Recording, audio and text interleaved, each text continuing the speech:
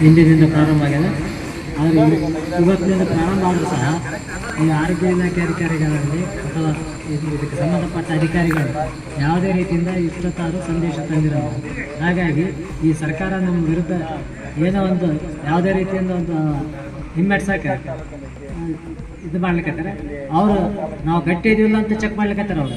ಆದ್ರೆ ನಾವು ಗಟ್ಟಿ ಇದೀವಿ ಅಂತ ತೋರ್ಸಕ್ಕೆ ಈ ನಿರಂತರ ಹೋರಾಟ ಮುಂದುವರ್ಸಕತ್ತೀವಿ. ಈಗ ಉಪವಾಸತೆಗಳ ಇದು ಎಷ್ಟೇ ದಿನ ಆಗಲಿ, 1 ದಿನ ಆಗಲಿ, 10 ದಿನ ಆಗಲಿ, 20 ದಿನ ಆಗಲಿ, ಇದು ನಿರಂತರ ಇರ್ತಂತ ಈ ಮೂಲಕ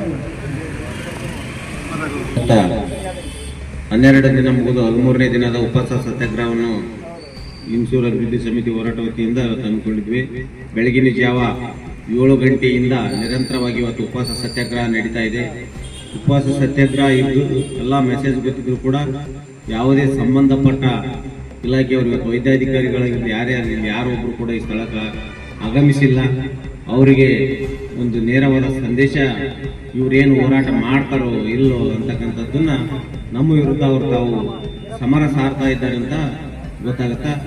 ಅದಕ್ಕೆ ನಿಮಗೆ ನೇರವಾಗಿ ಹೇಳ್ತಾ ಇದ್ವಿ, ನಮ್ಮ ಕೃಷಿ ಆಫೀಸ್ ಇಲಾಖೆ ಇಲ್ಲೇ ಉಳಿಯುತ್ತದೆ ಎಂದು ನಿರ್ದಿಷ್ಟವಾದ ಲಿಖಿತವಾದ ರೂಪದಲ್ಲಿ ಕೊಡವರಿಗೂ ಕೂಡ ಈ ಅನಿರ್ದಿಷ್ಟವಾದ ಧರಣಿಯ ಉಪವಾಸ ಸತ್ಯಾಗ್ರಹ ಕಂಟಿನ್ಯೂ ಆಗಿ ನಡೀತಾ ಅಂತ ಈ ವೇದಿಕೆ ಮುಖಾಂತರ ನಿಮಗೆ ಮತ್ತೊಮ್ಮೆ ಎಚ್ಚರಿಕೆ ಕೊಡ್ತಾ ಇದ್ದೀವಿ. ಇದನ್ನು ನೀವು ಅರ್ಕೋಬೇಕು.